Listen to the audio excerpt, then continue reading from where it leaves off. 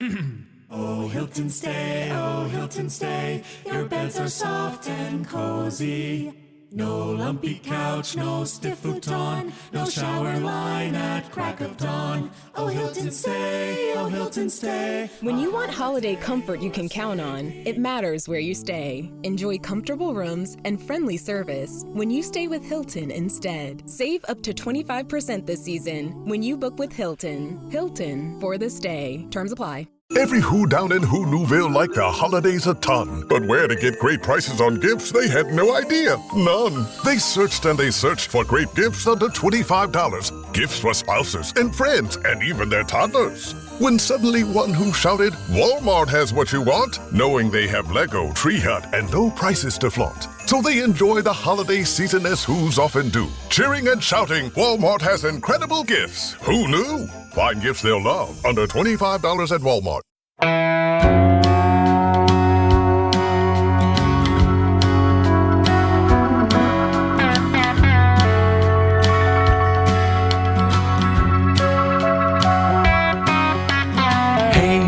Hey, where you been? Buckeye Talk is about to begin. Hey, come on in.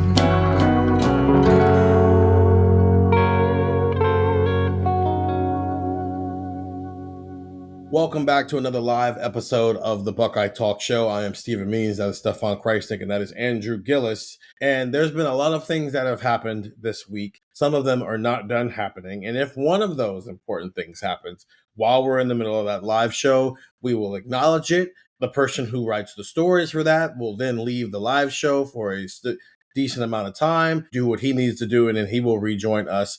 If you're on this live show, you know who I'm talking about. I don't even need to say the name at this point. But Ohio State does have an important game on Saturday. They're playing the Big Ten championship game for the first time since 2020. It's Ohio State. It's Indiana. It's number 1 versus number 2. As you can see, Brendan, once again, with the great graphics. This is better than what ESPN does. I'm just going to say that. It's better than what ESPN does. What? You can't prove, you can't prove me wrong, right? This is all an opinion at the end of the day. This is better than what ESPN does. Ohio State, Indiana, Hoosiers, Buckeyes, you got a Heisman Trophy on the line. You don't have Big Ten awards on the line, though, Stefan, because that would make too much sense. I don't know. Should they avoid it?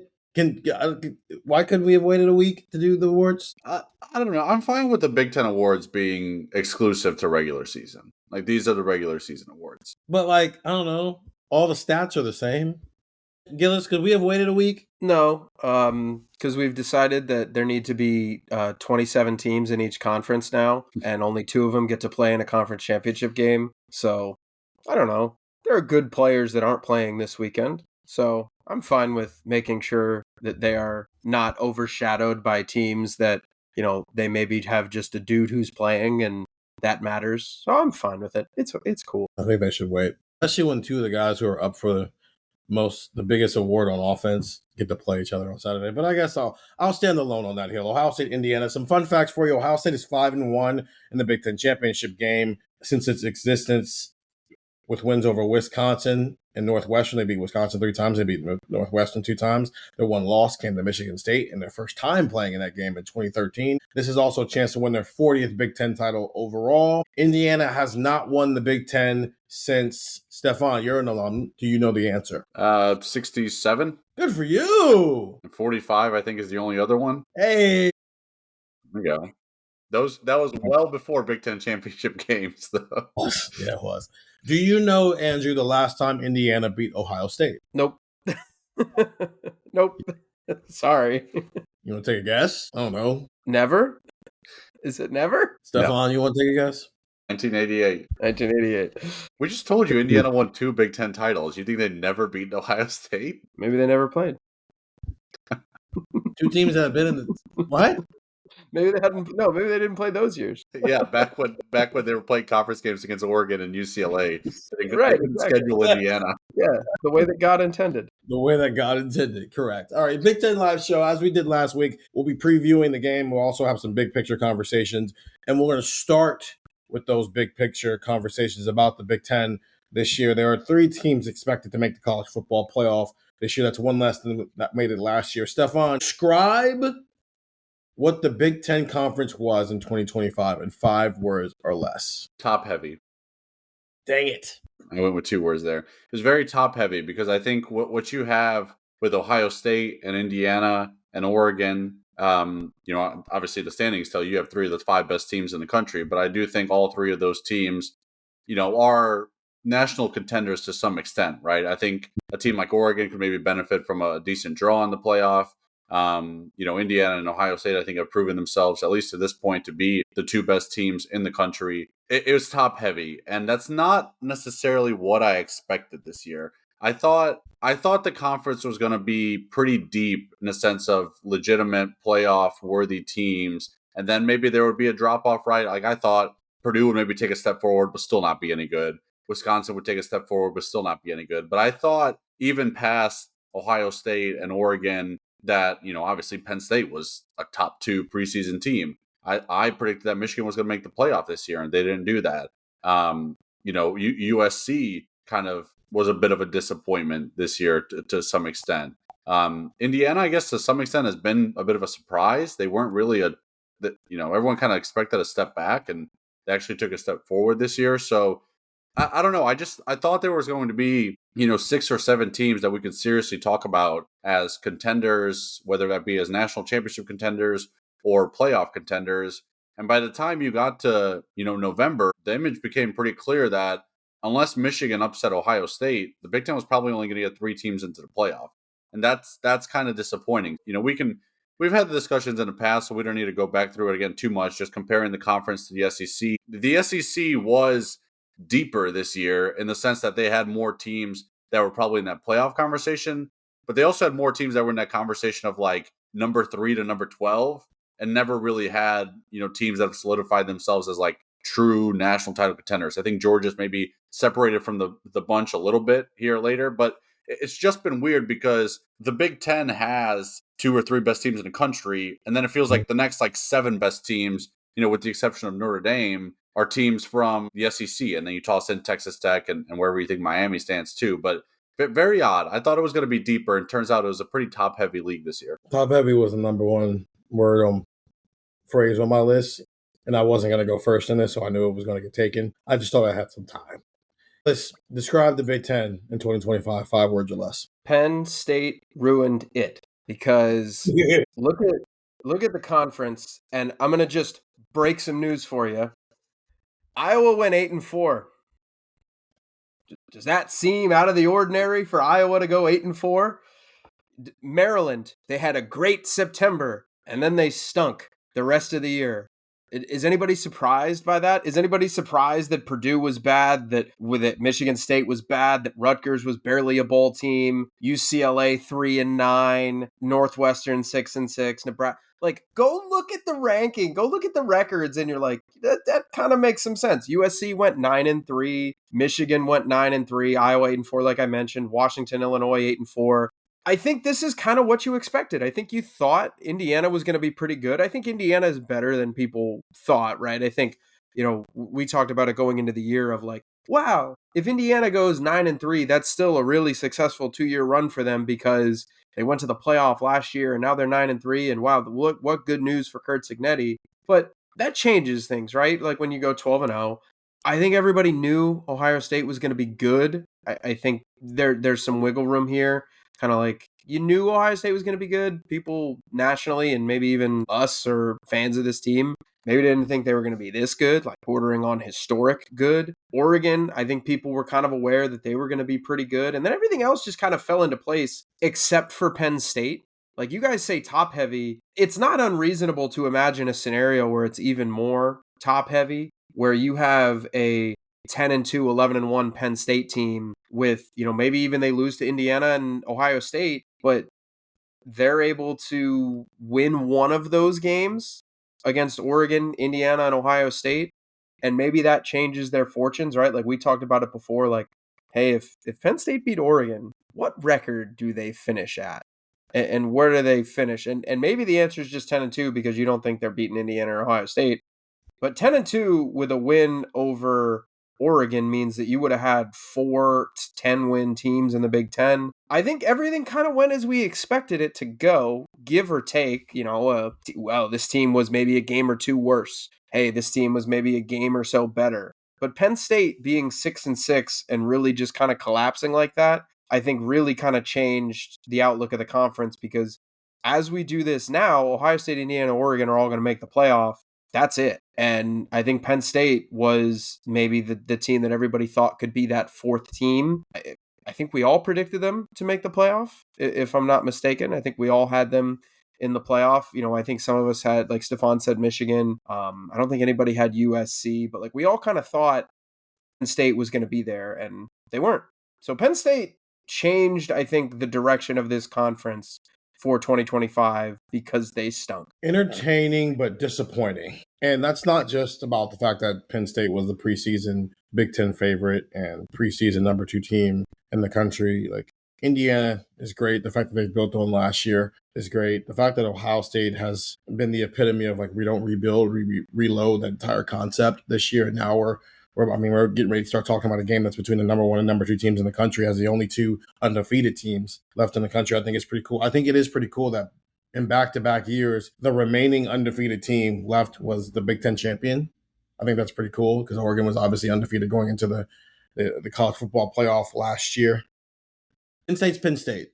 But I also think Wisconsin, that's a little bit disappointing that Luke Fickell hasn't taken another step. I think Rutgers is a little disappointing that they haven't taken the next step. I think Maryland being good in September, but also being in multiple 4-quarter games late into October, but then like falling apart in the 4th quarter is very disappointing, even if the game itself that they played in was interesting. I think UCLA, I think that's disappointing that 3 games into Deshaun Foster's second year as a head coach, it's already like, we're done with this. And it got entertaining right after that with some of the stuff they pulled off. Northwestern, I think, is fun. That's entertaining. There's nothing disappointing about that. I think Nebraska is a bit of a disappointment in that 5-star quarterback in year 2 doesn't take a step. I mean, the same thing happened with Florida and DJ Lagway. And so what does that mean for Michigan next year when they're in a similar position of they started a true freshman 5-star recruit and now they're expecting him to take a step? Like, I don't know. There's no proof of concept yet that guy's going to take a step. I think Michigan, this is an Ohio State podcast. So from the Ohio State perspective, what happened last Saturday was amazing. To see Ohio State finally get that monkey off of its back and beat Michigan at Michigan and really kind of do it in a similar environment to how it started. In the snow, on the road, on the ground, after establishing the pass first. But it's also disappointing that Michigan didn't have any marquee wins this year. And also what Michigan did during the game and after the game was a little pathetic. So that's disappointing. And I'm not just saying that because it's an Ohio State podcast. I'm saying that because that was pathetic. Iowa, to Gillis's point, they're not disappointing. They're not great. They're just, what was it where we were using? Whelming? Yeah. They're appointing and whelming. Yeah, they're just what they are. So that's fine. They did what they were supposed to do. I think Illinois, that's a disappointment for a team who, when they walked into their first ranked game of the season, they were a top 10 team. And they got smacked. And they never really got back off the mat. Minnesota, I think PJ Fleck's doing a fine job, but it's just like they just exist. I think they're like Iowa, but they don't play the way Iowa goes, but they're 7-5.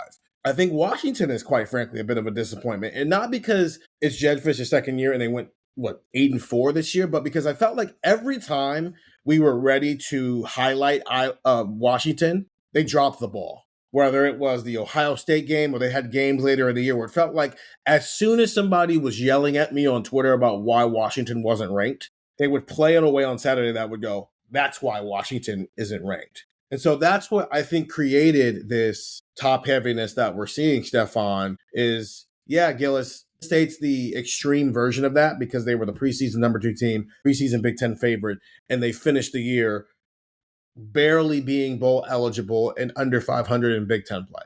And they fired their head coach. Yeah, they are the extreme of that. But I thought the Big Ten had a chance to really take a step as a conference this year in terms of the parity in the conference. And what ended up happening was they've got 2 elite teams, 1 really good playoff team, and a very large lower class. And I think you just would have rather seen. I think I'd still rather be that because, I mean, how many teams in the SEC do you think can realistically win a national championship versus the Big Ten, right? But I just think in terms of the value of like watching a 9-game conference schedule, I just don't think the Big Ten, some of the teams who should have taken steps this year took the step that they needed to take. So be better in I think 2026. Washington was definitely the best example of that. It's just like every time, like there was the game at Michigan, there was Yep. you mentioned the Ohio State game. They played Oregon late in the year. It's like every time you wanted to get yourself to buy in, it was disappointment. And I think for Illinois too, it wasn't even just the games that they lost. It was just the Wisconsin game was a game that they lost. That's just like pathetic. But their season was kind of over at that point. It was just the way they played against Ohio State, against Indiana, where they got on the field with these teams, and it didn't look, something looked off, right? Yeah. And it looked like they just, once you threw a couple of punches, they couldn't recover. Obviously, a great win for them against USC, early in the year, but yeah, it was a very strange year in the Big Ten because every time you felt that like maybe a team was going to emerge, because even like I think about late October, early November when we start getting those first playoff rankings, and you see Iowa like pop up they were like number 20. Number 19, something like that. And you're like, all right, like the committee they actually kind of respect Iowa. And here's this big matchup with Oregon, and they looked the part. They played well, and then just couldn't really do much with their season from there. So yeah, every time it felt like a team had an opportunity, it went by the wayside. It like teams just didn't take, I think, the step that you maybe wanted them to take, and I think that's probably that's kind of in another way what you're saying. Like USC went 9-3, but they played Notre Dame and they lost by 10, and Notre Dame rushed for 1,000,000 yards that game. They kind of got manhandled in the trenches. They lost to Oregon. USC might be the exception for me, just because like they have to play Notre Dame every year. I think in Big Ten play they were pretty quality, but they also got handled by Oregon. Oregon was kind of in control of that game the whole way, and it's just like you would have thought that a Lincoln Riley team would maybe take that step. Like Michigan, they technically did take a step. Like they went from 7-5 to 9-3. They had a really young team, but like you said it, like they played Oklahoma and they got embarrassed. And then they played USC and they got embarrassed. And they played Ohio State and they got embarrassed. Like they're the three best teams that they played. They got handily beaten. It's just like Illinois. I think we were kind of hypothesizing, like talk to your friends about playoff Illinois before the year and Luke Altmaier and this whole thing. And they went 8-4. And like, I'm looking at it now. It's just, Washington didn't take that step that maybe you would have wanted. Illinois didn't take that step. Penn State took 500 steps back. Like the step forward for Penn State would have been beating Oregon, beating Indiana, or beating Ohio State. And not only did they do none of those things, they couldn't even beat UCLA. So it's like teams just had that opportunity to really just take that step, and then they kind of just fell apart. They kind of didn't. Meanwhile, at the top again, number 1 versus number 2, right? I think if you're going to be top heavy, Stefan, this is probably how you want to be top heavy, right? Yep. So at least it's like, we are top heavy, but the 2 teams at the top are the 2 best teams in the country, which you can use to explain why they are so top heavy and why there's such a gap between them and everybody else. And that starts with Ohio State, and I think this is now a intriguing question at a time when I know there are probably people in the chat. And I know there are people in the text 614-350-3315, 2-week free trial, $3.99 after that, who are probably freaking out about the fact that Brian Hartline is leaving, who are freaking out about the fact that Chris Henry Jr., a guy who's been committed here for 2 years, is all of a sudden, because of the Hartline decision, because everything is a negotiation at the end of the day, we're not sure what's going to happen here. It does sound like it's an Ohio State Oregon race with like Texas trying to like butt itself in. You know that Family Guy meme where they're all like putting their hands in, and then the one guy with the wood hand tries to come in and then they scoot him out. Texas is the guy with the wood hand that they're trying to scoot out. It's like, this is not, mind your business. Stop trying to third wheel on Big Ten conversations. This does not concern you, Texas. And we'll see what happens with Chris Henry Jr. Maybe that happens while we're on this podcast and you get our live reactions to it.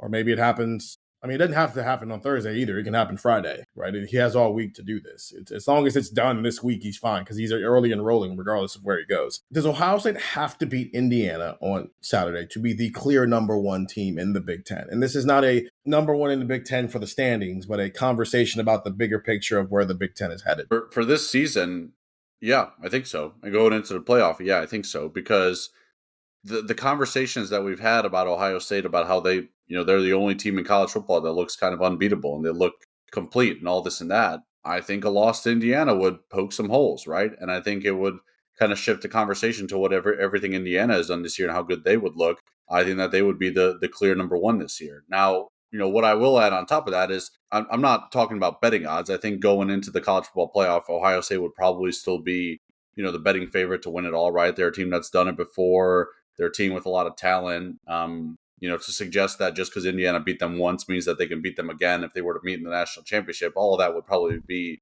wrong to assume, right? I think Ohio State would probably remain the betting favorite, but I think Indiana at 13-0 with wins against Oregon on the road, Iowa on the road, Penn State on the road, Ohio State on a neutral site. I think Indiana would probably be the clear number one at that point and would be, kind of looked at as a team that you got to beat, right? They're the team that beat the unbeatable. So I think there is a lot for Ohio State to still prove. Last year Ohio State taught us that they can ignore, struggles in the regular season and kind of turn it on and go on a run, right? They could move on from that. They did that better than anyone last year, right? In terms of, flushing that Michigan loss and making a run in the playoffs. So I want to be clear that like Saturday, whoever wins or loses doesn't mean that I'm ruling them out of the national championship conversation. But I think if an undefeated team beats the other undefeated team, that's the team that would be the clear number one going into the playoff for me. How do we talk about Indiana in that regard, Gillis? We do the tiers pod every summer. Would a win like fundamentally change who has to be at the top of that? Because it's like they both would be tier one at this point, which I don't think either one of you had them in tier one when we did it this offseason, but a certain somebody did. I'm not going to say who though. We'll see we'll see. We'll see what we'll see. We'll see. Because we were kind of projecting for the next 5 years, right? Yeah. Yeah. But it's almost like a power ranking though, in a way, where it's like, I don't know, would this change your opinion of Indiana in terms of who actually is the best team in the Big Ten, best program in the Big Ten? Yeah. Stefan had a lot of what I was going to say as somebody texted or messaged in, Stefan, you're my GOAT. I'm not going to co-sign that, but I will co-sign, the fact Grace's burner.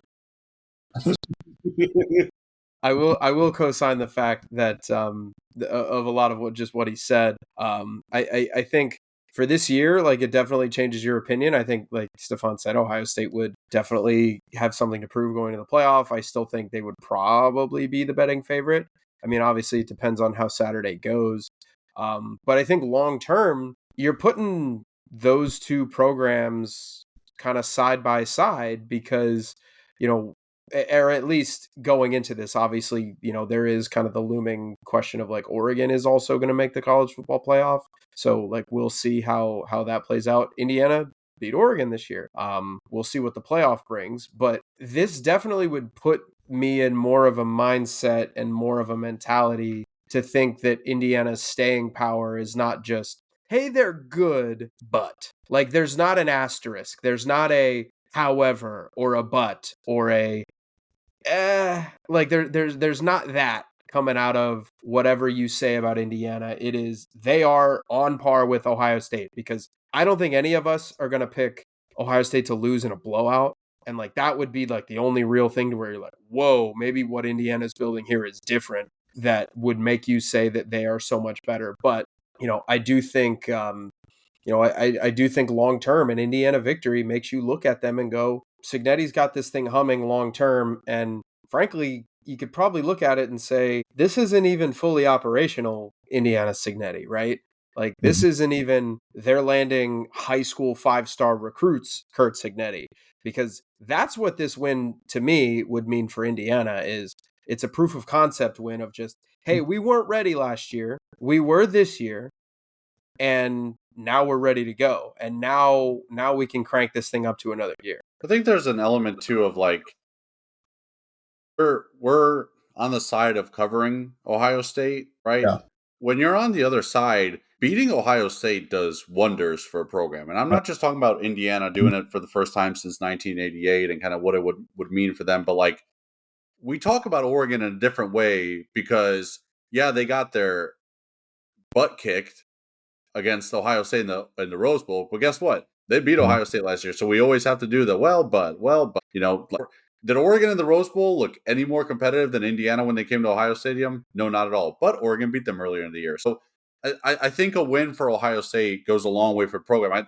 I covered Mississippi State in the SEC, and I was like, man, they haven't beaten Alabama since, like Saban got there. Do you know what it would mean for this program just to win against Alabama? What it would mean for this program to beat Georgia? Like, for a team like Indiana, all the success that they've had, there is always that mountaintop. There is always that hurdle that awaits you when you get to the mountaintop, and that has been Ohio State for this program. So I think for Indiana, or not for Indiana, or frankly anyone, beating Ohio State makes a statement, and that tells you that to this point, Ohio State is the clear number one. But by beating them, there is some power in that. And so with Oregon's, it was like they beat them, but they also beat them at home, right? And the thing is, it didn't change anybody's concept of like, okay, if these teams met on a neutral field, who would win the game? That's why Ohio State was still a favorite when they met going into the Rose Bowl. I think Indiana beating Oregon at Oregon and then beating Ohio State on a neutral field would be a tandem of things that, to your point, who knows what comes after that, right?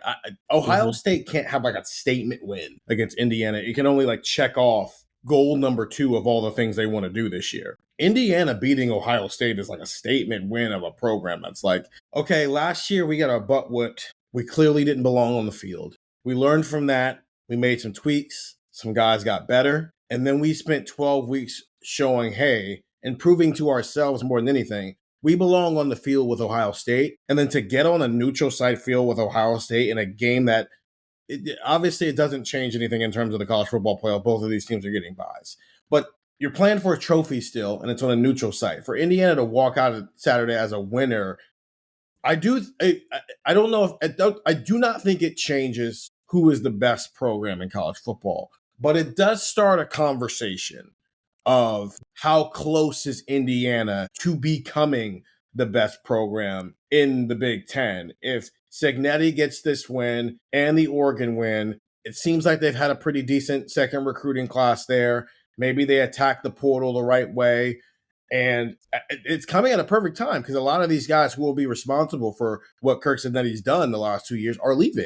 Mm-hmm. And that's the difference between, you had a good team versus a good program is you're going to get into this world of, okay, you did it once. Can you do it again now that you have our attention? Yeah. I think last year there was definitely this thought of Indiana of they walked out on the field against Ohio State and we're like, we don't think I'm speaking as John Public here. We don't think Indiana's that good, blah, blah, blah, blah, blah. They lose by 23 points and everybody goes, see, I told you. And then they go play Notre Dame and then they lose by 10 points, but the game was it was in hand. And it goes, see, I told you.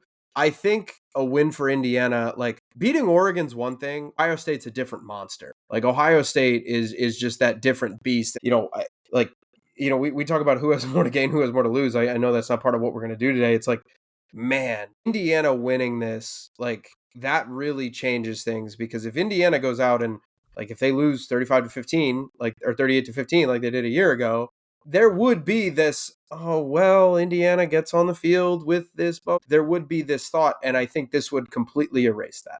I think this would completely change that to say, you beat Oregon on the road at their place. For some reason, we had to look at Indiana struggling at Penn State, despite the fact that every other good program usually has a struggle game where they're like, how are they tied with that team in the second half? Somehow Indiana got criticized for that more harshly than everybody else when they played Penn State.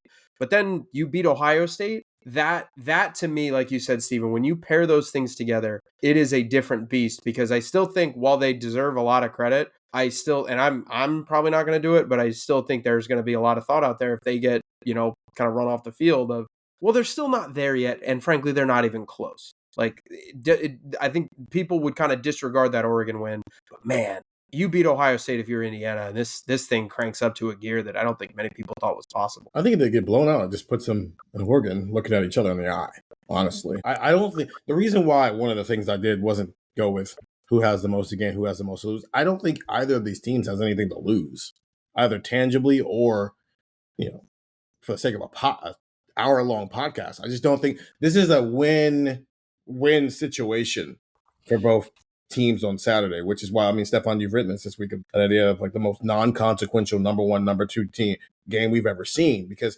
Indiana winning, okay, now let's have a conversation about where Indiana's headed in this thing.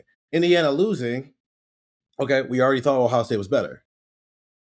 In fact, we've already thought Ohio State was significantly better than everybody else this country. So Indiana losing the same way everybody else has lost this year doesn't change that. Especially, all it does is it puts Indiana with like the best of the rest, and that's like Oregon and Texas and Bama, and the list can keep going on and on. While an Ohio State win is just kind of like, I know it's crazy. I just put Indiana in the same. How do you feel about the consolation was Indiana getting lumped in with Alabama, Texas, Yeah. and Oregon? Can we just, because let me finish this first. If Ohio State wins, it checks off a second goal. If it loses, it's going to be annoyed that it didn't check off a second goal, and it can't be in a conversation with some of the greatest teams of all time anymore because it's not undefeated, but they can still go win a national championship. Stefan, you get to be a person with a degree from Indiana for the next 120 seconds. How did that hit your ears? Me just like flippantly putting Indiana in the same tier as some of the best programs in college football historically. How'd that feel? I was kind of offended. You put them in with teams like, Texas that can't develop a 5-star quarterback, and teams like Alabama that can't run the ball. I don't know. It's kind of like a shot at Kurt Signetti. I'm not sure I can stand it. You're lumping them in with a team that they beat. Come on, man. You can't be doing that. I think what's fascinating about this Saturday too is what comes after is obviously very interesting, but a win for Indiana against Ohio State, even if it's followed by a loss in the college football playoff quarterfinals against, I'm trying to think of who they would face, like Oklahoma or Notre Dame. Obviously a disappointment, but certainly a big step forward for the program in terms of winning the Big Ten, beating Ohio State, right? Like, you can mix the disappointment with, celebration of what the next step has been, and that's competing with an Ohio State for 60 minutes, which would be fascinating. It's funny listening to people in Indiana circles of just like, this is the biggest game in program history until literally the next one. Like that's how it, like, last year the game against Ohio State was the biggest game in program history until they had to turn around and play Notre Dame in the playoff. And that was the biggest game in program history until they win and won at Oregon. That was the biggest game in program history until Saturday. And then Saturday will be the biggest game in program history until, they're either playing in the Rose Bowl or they're playing, in the Cotton Bowl or something against Ole Miss. So that would be, it's fascinating. We've talked about this a lot kind of in the meetings that we have with our bosses and kind of, stories that we write and thinking of. And it's like, we keep looking into it, trying to find an example of why this isn't the greatest turnaround and the quickest turnaround in sports, period. Right? Definitely college football. And it's hard to find an example. Like, I know a few years ago when the Premier League, like, I think it was like Leicester City or something like that, had just been, what's the opposite of relegated? Promoted, had just been promoted. And then they won like the Premier League. And it was like, wow, the hell did this just happen? So that's maybe the closest example, but yeah, it's pretty crazy. 15 months ago, I tell you, Indiana's 3 wins away from a national championship, and you go, huh? Basketball team's doing pretty well, huh? Terrible loss yesterday. Move on. Anyways, Indiana has the number 9 class in the Big Ten right now. I think a win against Ohio State is the difference between them having the number 9 class in the Big Ten next December and having the number 5 class in the Big Ten next December. I think it's that simple. Do you guys think this is sustainable? I'll piggyback off what you said there, because I'm looking at, I have the recruiter rankings pulled up over here, and their 2026 class is 32nd nationally, but 7 of their 22 commits are 4 stars, right? And you look at that, so they're 32nd overall, but like there's only like 23 teams that have 7 or more 4 stars committed. Mm-hmm. Obviously, you go at the top, and that's where the 5 stars kind of come into the mix. But like, I look at these rankings. North Carolina's 17th in class rankings. They have 39 commits, and 13 of them are 4 stars, right? Indiana has 17 fewer commits and only 6 fewer 4 stars, right? So like, I think the Indiana model of, it felt like going into Signetti year 1, it was so much portal, especially guys coming with him from James Madison. And you're looking at yourself being like, all right, it's fun for a year, but there's a reason Ohio State doesn't get 30 guys from the portal every year, right? There's a reason they are very selective with the portal. They seem to be doing something where it's a good mix of, you're getting high school talent, not just for the sake of quantity, but you're looking at the quality as well, mixing it with what you get in the portal. It looks right now similar to kind of what we saw, I think, in the early years of Lane Kiffin at Ole Miss, where the portal was an emphasis, But after the first couple of years, the portal was used not in the way of Ohio State, but kind of somewhere in the middle ground, right? Where it's not what Colorado's doing either. It's not what Ohio State's doing. It's somewhere in the middle where you're mixing good high school talent with good guys from the portal, and you're getting, an influx of talent as opposed to 40 portal guys. So I feel this year, talking about it today compared to last year, that it's a lot more sustainable when you look at what they're doing in the recruiting ranks. So I look at some of the teams around them. Vanderbilt's one spot ahead of them. Ole Miss is one spot below them. Obviously, Ole Miss is affected by a coaching change, but like Missouri's consistently been a decent team in the SEC. They're a few spots below Indiana.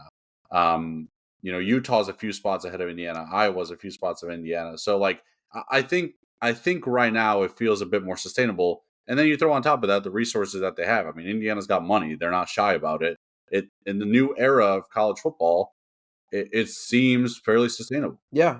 I think it is more sustainable maybe than we all thought a year ago. I think we all kind of looked at it a year ago and went, oh, well, they did look, Cignetti's a great coach. What they did was really impressive. They have a lot of really good players. They're better than everybody thought. They're much better than everybody thought. But teams that portal this heavy typically can't sustain this. And like Stefan just said, I think kind of bare minimum, with how good of a coach we know Cignetti is, I think you're talking kind of sustainability for them at this point is 8-4, like minimum, like you pair kind of where they're at recruiting rankings wise with what Cignetti and his staff have been able to do and the acumen that we know he has. I think bare minimum, you're kind of talking every year, flirting top 25, bare minimum, and like I said earlier, with the basketball joke, it's you tell Indiana fans from 4 years ago that they're going to be a borderline top 25 team, they're taking it. And that it's remarkable how it's been able to change. I just think sustainability is so hard at the top and sustainability is so hard to keep that I think we almost need to see another year of this, because I think something that I am curious about with Indiana is, they're going to play minimum 2 games against 2 of the best 10 or so teams in the country.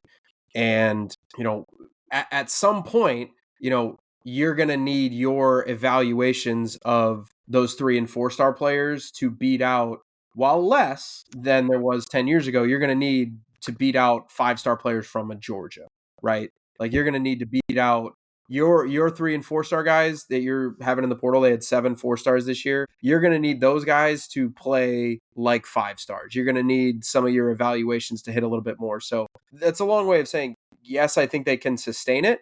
But I think there also needs to be more of an elevation. And I think that can start this Saturday, with what we were talking about of, man, if you win that game, or, even if you're close, I think you're able to kind of prove we are right there. Let's bring this thing to the next step. Let's bring this thing to the next level. So yeah, sustainability is absolutely possible at Indiana. It is just very, very difficult to do. I guess we'll kind of see what Indiana can do in terms of cranking this up to another year. But they have given us no reason to doubt them at this point. We were at the Big Ten Media Day in 2024. Kurt Cignetti was like, I saw we got picked to finish second to last. Last time we did that, we won the conference. And he was talking about it, I think, at JMU or one of his previous stops. Everything he's done, he showed up and said, we're going to win and we're going to be really good. And they've won and they've been really good. I have no reason to doubt that this can't be sustainable. Another element to that, too, is what you say there. He always says we in the sense of his staff. And that's something that Ryan Day's talked a lot about, is that they've kept the same core throughout all these stops. And if Ryan Day talks a lot about how important stability is at Ohio State, and I know it's ironic we say that, a day after Brian Hartline took a job at USF, but Brian Hartline also been there probably longer than a lot of people would have been, right? There's an element of stability that goes a long way for program as well. And you look at, Bryant Haynes, he's been staying put as defensive coordinator, and Shanahan working as the offensive coordinator. That's a big piece of this too. Stephen, I want to ask you a question just because, and you could touch on the sustainability stuff, but I feel like you might agree. Is Cignetti's Indiana able to be replicated? Is there a word for that? Replicability or something like that? Replicable. Yeah, I think it might be. Can you repeat it? Replicable. That's kind of a tongue twister. Replicable. As Stephen literally chokes. I'm dying saying the word. Yeah, maybe that's Ryan Day. The red dot. Just no, don't even say it. I think that possibility is right. I think enough has changed in college football to where I don't think this was the goal of some of these things, but it naturally created some parity. I don't think if Kirk Signetti had showed up in 2014, he would have been able to do this. But I think obviously he's won at a lot of the other places he's gone, as he says, Google him. But the fact that he was able to bring a lot of that foundation from James Madison with him, I mean, you're seeing Lane Kiffin try to do it with his move from LSU, Ole Miss to LSU, right? You see coordinators try to do it. Jim Knowles came to Columbus and he tried to bring a lot of his guys, support staff with him. Not the assistant coaches, but like the support staff, the GAs and the QCs with him. Matt Guerrieri literally followed Jim Knowles up here, which is why when Ryan Day was talking about the type of defensive coordinator he was looking for, he didn't need a dude who was going to bring a whole brigade with him. We already got a brigade here. You just bring yourself and we'll provide all everything else. I think Vanderbilt's sort of doing it. Right? Like, think about what if Jarrett Curtis was from Indiana? I was trying to think of a small town in Indiana, and I was drawing a blank. So, Muncie. What if he was from Indiana and he was committed to Notre Dame, and then 72 hours before signing day, Hayes Fawcett or Steve Wiltfong or any of these other recruiting guys is like breaking. Jarrett Curtis, Bloomington native, has flipped to Indiana. We'd all be like, holy moly, this just got serious. Well, that's what Vanderbilt just did. They're just not the number 2 team in the country. But Vanderbilt flirted with the playoff this year, and they had a kid in their backyard who's the best quarterback in the country who was headed to Georgia because, of course, he was headed to Georgia. And then, what was it, like a month ago, Gillis, where he popped up at Vandy when game day was there and was like walking around the campus and whatnot. And here it is a month later. Now he's flipped to Vanderbilt, and it's fundamentally changed, I think, the long-term expectations for Vanderbilt. That doesn't mean that Vanderbilt's going to turn into a top 5 program, but I looked at Jarrett Curtis flipping to Vanderbilt the same way you probably looked at Nebraska flipping Dylan Raiola from Ohio State / Georgia. It's like, okay, well, you got a foundational piece there to work off of. The problem with Nebraska is they didn't have everything else in place. So when Dylan gets there, it's like, hey, Dylan, you got to start from day one from us. And just kind of like pull it all together. And I think that's what's going to end up happening with Jarrett Curtis at Vanderbilt. I assume he'll probably be their starter next year if Diego Pavia is out of eligibility. And they'll probably have a similar season to what Nebraska had. And if I'm wrong, well, then Vanderbilt people come clip it. All right. But he's saying that Vanderbilt's not going to be good next year is like some hot take. But I think Signetti has built the foundation. So what if he would have flipped a 5-star quarterback? Or not even a 5-star. What if Luke Fahey and what it sounds like came down to Indiana and Ohio State had just chosen Indiana? Would we be going, okay, Indiana's got a future. They got a future quarterback. They got a guy to where they now don't have to keep going to find a guy in the portal. And there's nothing wrong with the portal. But every program in the country, every coach in the country, not named Lane Kiffin, actually wants to build through the high school recruiting. Because that's what sustainable looks like. And if they had Luke Fahey, who I think we'd be like, okay, they'll probably portal one more year. So Fahey's not a starter as a true freshman, but Signetti is going to be doing everything possible to get Luke Fahey to be their starting quarterback in 2027.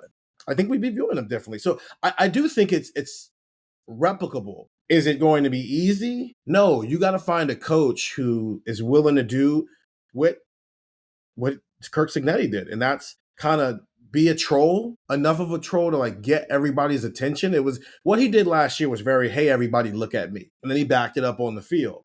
But then he built on it, which is why when we were talking to him on Sunday, Stefan, did that sound like the same guy who was talking about, we're going to beat Michigan, we're going to beat Ohio State, we're going to do this, Google me? Was that the same guy?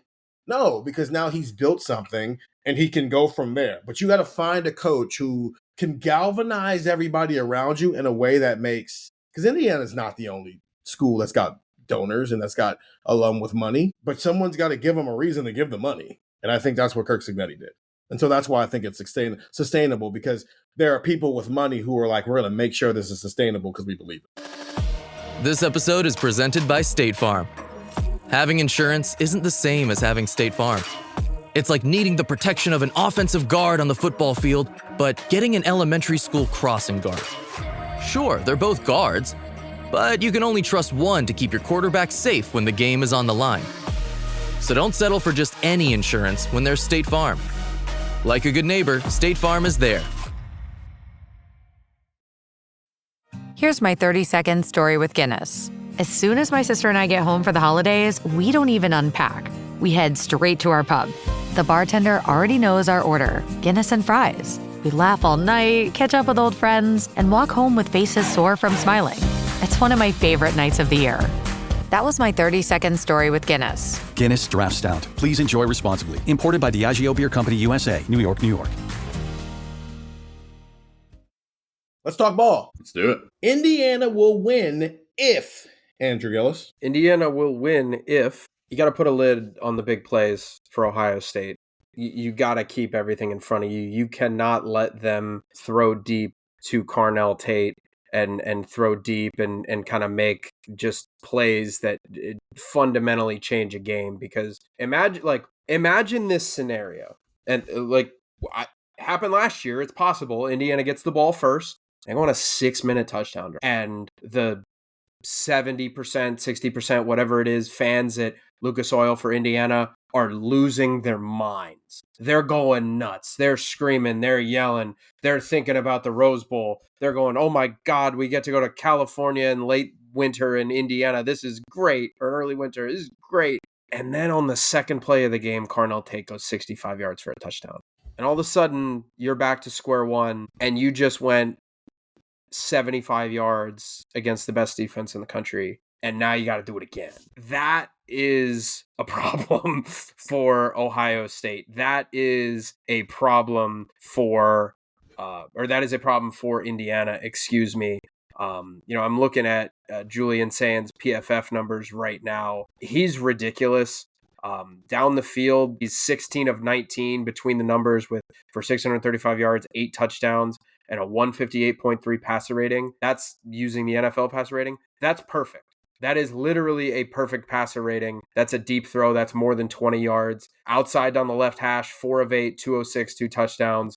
Outside on the right hash, 5 of 12, 133. That's really, really good. And the thing that Julian Sand does well is he's very accurate, and all those things are true. And yes, he's throwing to superheroes on the outside, but that's how the game fundamentally changes. And that is, I think, the dynamic that Ohio State presents that we have not seen and we might not ever see. But this is the team maybe that can do it, where Indiana shows up fired up. They're ready. They're firing on all cylinders. Signetti and Shanahan have that team rolling, and Mendoza's locked in, and Surratt's making great catches on the sideline. Everything looked great.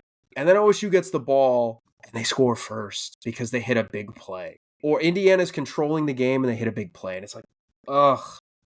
The Hoosiers, oh my goodness, you just dominated them for 8 minutes and now it's tied? Or maybe it's, not even the other way. It's, hey, we punted and now Ohio State gets a bomb off and it's a touchdown. And it's like, whoa, this is different. We're in trouble. Any situation that Ohio State puts themselves in negatively, they can get out of it because of what they can do down the field with Carnell, with JJ. So that to me is what Indiana needs to do to win the game. You cannot get beat deep, because if you do, frankly, I don't think it matters how well you play. If you get beat deep 2 or 3 times, Ohio State's going to win the game. So before I have you go, Stefan, does yours have anything to do with red zone? It does not. Okay, cool. Indiana will win if Fernando Mendoza plays a clean game, right? And I think it probably extends to a lot of the rest of the team. But I'll start with Fernando first. Julian Sands had 5 turnover-worthy plays all season. Obviously, the one at Michigan probably stands out and how recent it was. 5 turnover-worthy plays all season. Fernando had 3 against Purdue, and then 2 weeks before that had 2 against Penn State. So he's had 5 over the 2 of the last 3 games for Indiana. And then obviously he had the interception against Iowa, a pick 6 against Oregon. He has been outstanding this year, and the way he's responded to his mistakes has been better than anyone in college football. But the mistakes have been there, and Ohio State's a team where you cannot make a lot of mistakes against them. You just can't. You can't give everything Andrew just said about the offense is very true, and they're explosive. You can't give them favorable field position after wasted possessions. Fernando has to be very smart, and very smart, I think, sometimes gets confused with conservative. But if you are taking shots, you got to be very selective with your shots and understanding of where you're placing the ball and not putting it in danger, right? And that part of that is his offensive line, and there's a lot that goes into it. And then it extends outside of Fernando as well, because there's no part of me that's rewatched last year's Indiana-Ohio State game and thought Indiana was the better team and should have won that game. Ohio State was dominant, and the defensive line especially, and just getting in Curtis Rourke's face and making life miserable for him. And then, it starts raining and it's cold. It wasn't, if you're Curtis Rourke, it just was not a fun day. It could not have been a fun day. But it's also hard to ignore that game and not think about the sequence where it's Indiana, as Andrew mentioned, they take the early lead. Ohio State finally gets going a little bit on offense. They tie it. Indiana fumbles. Will Howard throws an interception. So we're still at 7-7. Indiana, they survive that mistake. And then right before the end of the half, Indiana's punter fumbles the snap. Ohio State gets it right on the doorstep, and they take a 14-7 lead. We go to halftime. We come back. Indiana's punter punts it left, where everyone is instructed to go punt cover right. And Caleb Downs returns it for a touchdown. And in the blink of an eye, it's 21-7. Ohio State still would have won that game, but Indiana got punched in the mouth very quickly, and both of it was directly the result of just blatant mistakes, right? So Indiana needs to play clean. Joel in the comments saying, no kidding. Like, yeah, it's very obvious. Like, it's very simple, but this has been an area where Mendoza showed us, at least in November, that he is a little bit turnover prone. And if Indiana has any chance of winning, he just can't do that, right? If he plays routinely, the way the Ohio State talks about it, like there's teams where you get on the field with Ohio State before, it's like, it's not as simple as making the routine plays routinely. Like, you got to make some plays. Like, your quarterback's got to be better than he's ever been in order to beat Ohio State. I don't think that's the case for Mendoza. If he's just not as sloppy as he's been in some of the other games, the routine plays routinely can help Indiana win this game.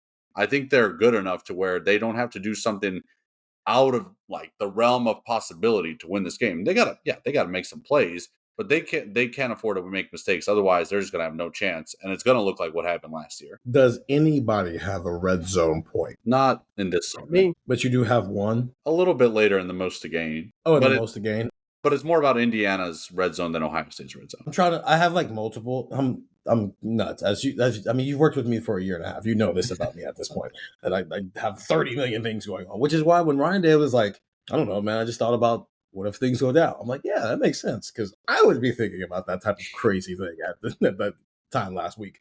Okay, so I'll save my red zone one for Ohio State. Indiana wins if it can find the escape hatch in Ohio State's defense. There's no perfect defense. There's no perfect offense. Everything has a mulligan. Every Death Star has a small little thing where if you hit that thing, it blows up the entire Death Star.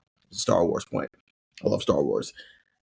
And I've watched a couple of Ohio State games this year, and some of the better commentators, Jake Butt, I don't think some. Jake Butt, the CBS guys do a great job too, but Jake Butt is really good at this. A lot of them have pointed out at times this year that because of what Ohio State's defense is, sometimes the seams are open. And if you have a quarterback who can hit it, but more importantly, if you have a receiving threat who can like do something with it, whether it's Omar Cooper, whether it's Elijah Sharop, whether they put a tight end in that situation, if you can hit that, you can move the ball. Even Bryce Underwood hit it once. He just wasn't consistent with it. Rutgers hit it a few times, wasn't consistent with it. Arch Manning hit it a couple times, wasn't consistent with it. I think even Luke Altmaier hit it a couple times, but he wasn't consistent with it. But he at least had Hank Beatty to throw it to, and Damon Williams had Denzel Boston to throw it to. They hit it a couple times, but they weren't consistent. Look, Fernando Mendoza and these two receivers are the first team Ohio State's going to play who can be consistent with it. And so it's not a numbers thing. It's just the small little area of the field where you can move the ball there. There might be some money to be gained in that small little area of the field for Indiana. So if they can hit, and we're talking about a team who also likes to run four verts a lot. Last year, we called it a lot they like to throw back shoulder throws a lot. And we were like, hey, man, if the corners get handsy, they might just be able to move the ball up the field, right? But I think this year, they don't have to spam let's just throw a back shoulder fade so we can try to get somebody on a penalty. I think they can just throw the ball, run what they run.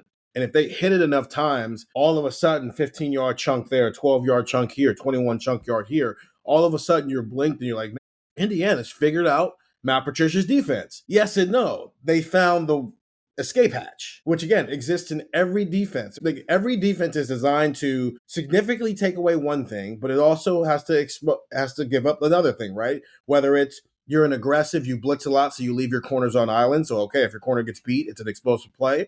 Or if your bend don't break, it can be hard to get off the field sometimes. Or it's you play a cover three base, which is what this defense is, teams just might be open against cover 3. So that's my major thing of it. If Indiana wins, it's because it was able to consistently attack the one part of this defense that just might be there for the taking because they have a quarterback and a wide receiver who can do so. Ohio State will win if Stefan. Ohio State will win if it can get pressure with 4. And I know there's people who are listening saying that Jim Knowles just log on and say that. But I think the RPO that Indiana runs with their offense, it's going to be very important for Sonny Styles and Arvell Reese to be able to kind of read the eyes of Fernando Mendoza and understand, what's going to happen on any given play. I'm not saying that they're going to be, on their heels, caught a bit. But I just think I don't know how much Matt Patricia will maybe unleash them in the blitz game, compared to how he's done, in previous games. And I'll touch on that a bit in a second. But I just think that Kenyatta and Caden Curry, Caden McDonald, and Edric Houston / Tywan Malone, they're just going to have to create some pressure on their own to really put this Indiana offense in an uncomfortable place. I think if Ohio State has to blitz more, because they haven't really blitzed a ton, even though you see Arvell Reese come after the quarterback a good amount, they don't blitz a ton necessarily. And that's where if that has to change, things start to look a little bit more different, and you're forcing, Matt Patricia to maybe call things differently than he would. So getting pressure with 4 is important. And an important caveat to that is Arvell Reese can be part of that 4, right? We've seen where, a defensive tackle comes off the field and Arvell moves up, right? So, I think you can still unleash Arvell. I just think you can do it in a way where you still rush 4. So, I think it's going to be important for Ohio State's defense to do that just because, and also, you have Caleb Downs. So, putting Arvell Reese at defensive end as part of a 4-man rush is fine because you still kind of have 2 linebackers back there with Caleb Downs being able to come into the box and things of that nature. I think Ohio State should be fine, but the moment you start having to bring I just forgot English there. Start having to bring more than 4 guys on the pressure. I think it changes up, the equation a bit for you defensively, and it maybe opens some things up for Indiana in the passing attack, right? Attacking where that guy's blitzing from is something that Fernando Mendoza is pretty decent at. So you got to keep an eye on that. So early in the game, I think we're going to see, Kenyatta and Caden Curry have some opportunities to break some things and make Fernando Mendoza uncomfortable. Otherwise, Matt Patricia is going to have to adjust, and it becomes a bit more difficult, right? I'm not saying that Ohio State can't win if it blitzes, right? Oh my God, they just blitzed, 4 guys going after the passer. They're going to lose this game. That's not necessarily the case, but it makes it a little different, right? The equation gets thrown off. The numbers that you have kind of in the secondary get thrown off, and this is a really good passing attack that can make you take advantage of that. I think I wrote this in my notes. I think Indiana, especially up front, there's a lot in common with what Ohio State does up front, where neither team sends more than 4 a lot, but they don't all. It's just not as simple. What did Saban call it? The antiquated rush. It's not just as simple as, hey, 4 defensive linemen go win your 1-on-1s. They'll send blitzes, but they're like simulated pressure. Where, and I was watching the Oregon game, and the broadcasters even brought it up. They'll always send 4. You just don't always know where the 4 are coming from. So on this play, it might be Aiden Fisher coming on a blitz, and all of a sudden, Mikel Kamara is dropping back in coverage. Okay, you still sent 4. It's just one of your 4 was a linebacker. Or you might send a cornerback blitz, but then also a defensive tackle for whatever reason is jumping back in coverage. Okay, you sent 4. It's just one was a cornerback. So there's an element to, I think, Julian Sand's mind, which Ryan Day has complimented a lot the last couple of weeks. That has to be on point. His ability to recognize where things are coming from and pre-snap, communicating that. And then I think Tegra Shabola and Philip Daniels have to have another really strong day along with that left side of the offensive line, because it's not blitzing, but simulated pressures can sometimes be worse than blitzes, because that's when young quarterback can kind of get scrambled. Yeah, Caden Curry, for example, 12 times in the last 2 games, so against Rutgers and Michigan, he dropped in coverage, right? And he's done it 37 times total this season. So we're talking a third of the time he's done it has happened the last 2 weeks. So yeah, like you said, it might be a linebacker blitzing, right? It might be Arvell Reese coming in and rushing the passer, but Caden Curry is the one dropping back in coverage, right? So it's going to be difficult for Fernando Mendoza to kind of dissect all that. But at the end of the day, if they can't win with 4, Ohio State's defense can't win with 4, that's where it becomes a bit more difficult for Matt Patricia and that crew. Gillis, Ohio State will win if. Yeah, kind of an adjacent category. I have if Davis Igbinosun, Jermaine Matthews, and Lorenzo Styles play well. The the RPO offense is such a just timing based attack, right? It is very quick. It is very, regimented on, different different different coverages and things like that, but like finding seams and putting guys in conflict, as Ryan Day said this week. If you do that, if you're Indiana, then you're going to have some success. But it also is going to come down to one-on-one matchups. And if Davison, Jermaine, and Lorenzo kind of play well in the secondary, and whether that's knocking guys off their routes, whether that's, being aggressive and making Fernando double pump in the pocket, like that's where I think Indiana gets into trouble. And I think that's where Ohio State can really kind of put the clamps down on. I think we can see the thing that we all kind of laugh at, where you go back and you grab the seatbelt and you pull it from a mile back, that we always laugh at, that for some reason defensive backs decide to do when the ball goes 15 yards over their head. They're like, nope, not even close. I don't know why they do that, but they do. You're going to see a lot of that. And you're going to see a lot of that if Ohio State wins the game. If those three play well, because like Indiana's got some good receivers, right? Like Elijah Surratt, Omar Cooper, like those two paired with Fernando Mendoza is probably the best trio in terms of passing the football that Ohio State has seen this year.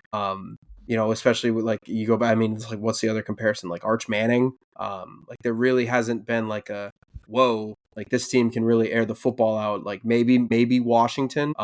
Washington could be in that mix as well, but I think Indiana is just the best. So if Ohio State's corners play well, they will win the game, because the rush is true, and I'm going to touch on that in here in a segment or two, but like the rush is important, but that can really throw off everything Indiana wants to do offensively. And if those three, and maybe specifically Igbinosun and Matthews, if they play well, it's over. And yes, I'm glad somebody said that they do the celebration because it's sick. Yeah, it's just funny that like the quarterback's throwing it away, or the quarterback overthrows a receiver that maybe even is like open by a yard or two, and the DB still does that. I still laugh at it. CK 1998 wants Ohio State to teach that Euro step move that Myles Garrett did. I don't know if anybody else can do that the way Myles Garrett's doing it, man. That's like telling somebody to like shoot a Steph Curry 3. It's like, that's a one-on-one move.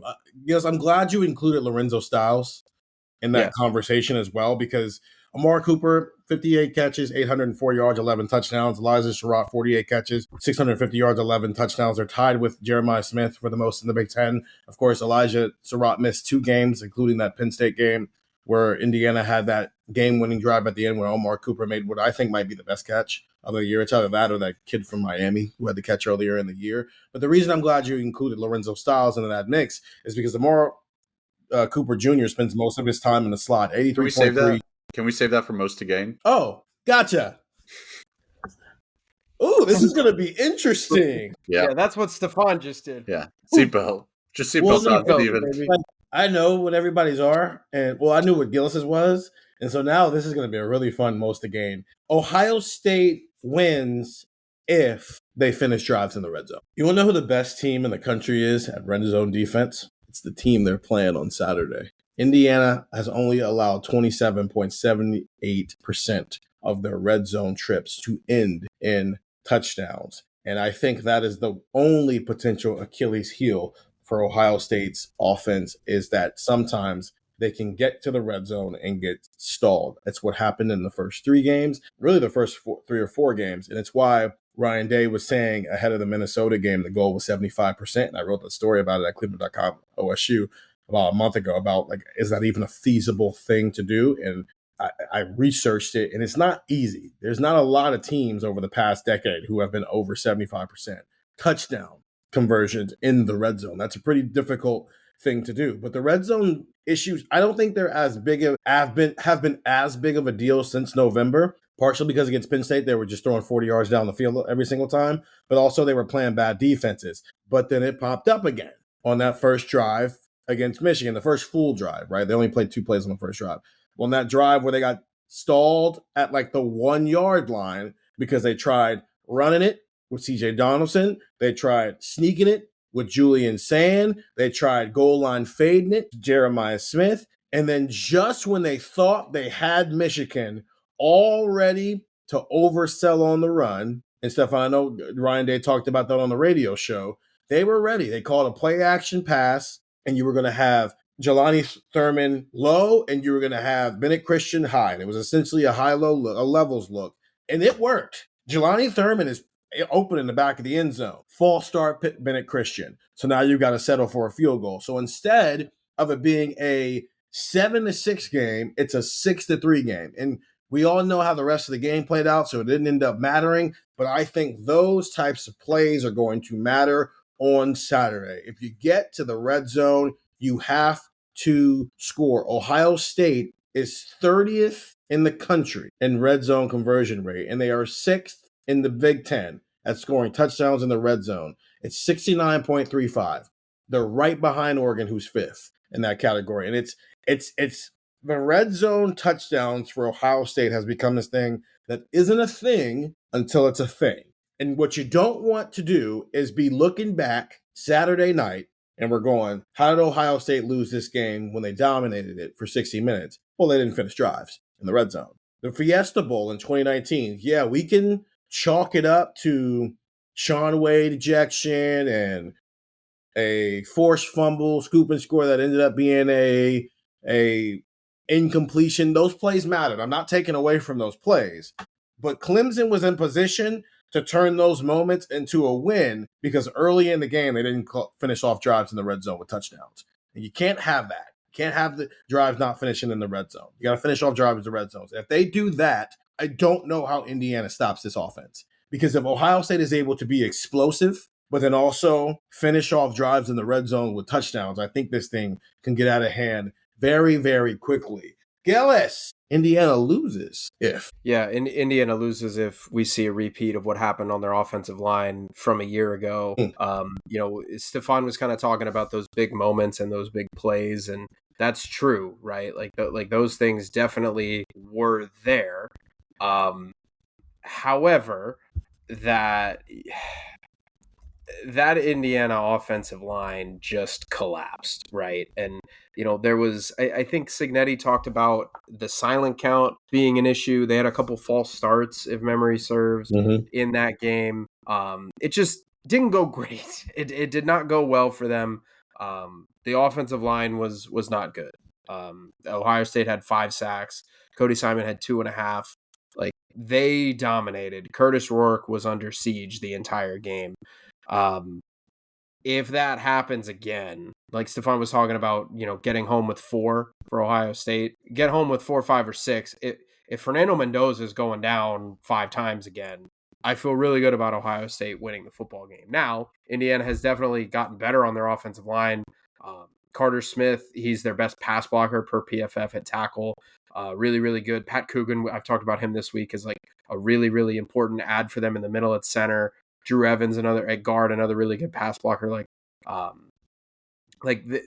They've gotten better, and their offensive line has definitely improved from a year ago. And I think that was maybe one of the areas that they were deficient at in 2024. So it's important to see an improvement, and I think Indiana has definitely gotten better. But if that line doesn't hold up, like if it goes up against an Ohio State front that, on a 3rd and 8 could be rushing first round pick Caden McDonald nose, first round, maybe not first round pick, but mid, second, third round pick Caden Curry at a tackle, and then Arvell Reese on one side, and then day 2 pick Kenyatta Jackson on the other. If they don't hold up against that, it doesn't matter. Davis Igbenogson and Jermaine Matthews could be fine, not good, but fine. And Indiana is going to be in some trouble because Fernando Mendoza is going to be under siege. So Indiana's line's got to hold up. If it doesn't, they're cooked. Hoosiers lose if, Stefan. They can't create turnovers. That's a big thing for this defense. They have the best turnover margin in the country. It's something that Ryan Day talked about on his radio show as well. And there is an element to turnovers that's talked about as like turnover luck, right? Like sometimes the fumble bounces your way. It's like, well, this team's fumbled it 700 times, but they've also recovered their own fumble 700 times. So it's you don't have fumble issues because you haven't lost one yet, right? So there is an element of luck with turnovers, but I think this Indiana defense just generally does a good job of generating turnovers, right? Making quarterbacks, see one thing and bring in another. It's what you were talking about there, Steven, where it's always a 4-man rush. You just don't know exactly who the 4 guys are going to be. That could make life difficult.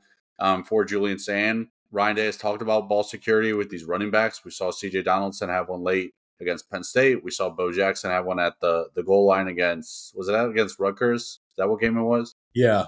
Yeah. So like that is an area where maybe Indiana can exploit things more so than some other teams in the country. And I think they have to, because if they're going to lose if they can't create, a turnover or two, because Indiana's defense is, primarily zone, right? They'll sit back, and there's going to be opportunities for Julian Sand to kind of dink and dunk his way down the field. I predicted in our outrageous predictions that Brandon Innes was going to have a career high receptions, because I think they're just going to be guys, open, 5 to 7 yards down the middle of the field. And that's fine, but you got to be able to break a play at some point, right? You got to either be able to get some pressure, force a sack or something like that, or force a turnover, right? So if Indiana doesn't generate any turnovers, I think they're going to lose. So this is probably the right way to defend against Ohio State, right? Like, we can't in January have this conversation about Notre Dame where we're saying they run too much man, they're toast against Ohio State, and then there's a team that plays a ton of zone, and you're like, well, Ohio State's just going to dink and dunk their way down on the field. You can't stop them if you do that, right? You need to have some kind of a mix, right? It can't be that both ways are wrong. Indiana does have a decent enough mix. They will throw some man at Indiana, but most of it's going to be zone, and I think Ohio State's going to have opportunities to kind of meticulously go down the field. But Indiana's got to be opportunistic then and take those turnovers there and maybe jump a passing lane or just make a play, man. Like D'Angelo Pons, go up and make a play. If they can't do that, if they can't, force a turnover or two, I think Indiana loses this game. So shocker for my Indiana wins and for my Indiana lose. I went turnover margin, right? Don't turn it over. Create turnovers. It's a very obvious thing, but it feels like this Indiana team specifically is probably going to rely on that a bit more going up against a team like Ohio State. I don't think Indiana has to play perfect to win. I think they have to flirt with playing perfect to win, which plays into Stefan creating turnovers, but they also have to take advantage of every single thing they do. Yeah. Right. If they get Ohio State in a 3rd and 11, they have to get off the field. If they get a random pass interference penalty and it sets them up at the 23-yard line, they have to go score a touchdown. If Julian Sand has another pick like he had against Michigan, that can't turn into 3 points. It has to turn into 7 points. It has to. I walked away from, I watched the Illinois game. I watched Iowa. I watched Oregon. I watched a little bit of Purdue because I liked watching Ryan Brown run around like a maniac in that game. And I rewatched last year's Ohio State or Indiana game, and I rewatched the Notre Dame Indiana game as well. They are a very, very well coached team. That was my first takeaway, especially the Oregon game. I thought Dan Lanning and his staff got outcoached, like thoroughly outcoached against Kirk Cignetti. And I thought coach, scheme, personnel, right? That's what Ryan Day always says decides the game. And if something's wrong, like it's coach, it's one of those 3 buckets. I thought Indiana's coaching bucket was so far and away better than any of Oregon's other 3 buckets when Indiana played Oregon in that game. And quite frankly, they only won by 10 because Fernando Mendoza threw a bad pick at the end of the game, which ended up not mattering and whatnot. I don't think Kirk Cignetti is going to outcoach Ryan Day, even if I know Brian Hartline's pulling double duty right now, but I think they're going to be pretty locked in because he's got motivation, right? If he locks in, they win this game, they're 13-0. They got 30 days, which means he can spend at least 2 of those weeks, I don't know, trying to build his own program down there and not worrying about what's going on up here, right? So you could probably use that. But that's what I didn't have a big analysis point here. Khalil Benson, he's going to play right. Like he's 100%. He's been back for a while. Their right tackle. Okay. Because if Zim Maholski is on the field, then Caden Curry is going to have a field day on the right side of Indiana's offense. And that's with all due respect to Zim Maholski. I saw what that looked like at Ohio State. There's a reason why he's not at Ohio State anymore. And I don't mean that facetiously. I'm being respectful with that. But I just think they have to play perfect. Because if they don't, I am wondering, I looked at how many top 50 offenses both of these defenses faced this year. Ohio State faced 3. Ohio's 34th. Washington's 23rd and Michigan is 29th. They also played 4 other teams who are at least flirting with top 50. Texas is 51st, Illinois is 53rd, and then Penn State was 58th. Rutgers is 66th. Indiana's also played 3. They've actually played the highest of the bunch. Old Dominion was 13th. Kennesaw State was 43rd, so that's 2 non-P4 teams. Oregon was 9th. So I think that's the one that probably everybody's like, okay, that's the one that probably matters here, Stephen. And they played 2 others who are flirting with her, and that's Illinois and Penn State. So those are like-minded opponents for Indiana. Indiana, their numbers, and I'm not going to run down every number here because our producer Brendan told you that bores people, especially when they can't see the numbers. But they're beating teams like 45-6 every single week, like 45-10 every single week. They are beating teams the way we think Ohio State could beat teams if they decided to do that. And even Kirk Cignetti said you watch them sometimes on film and it feels like they're holding back.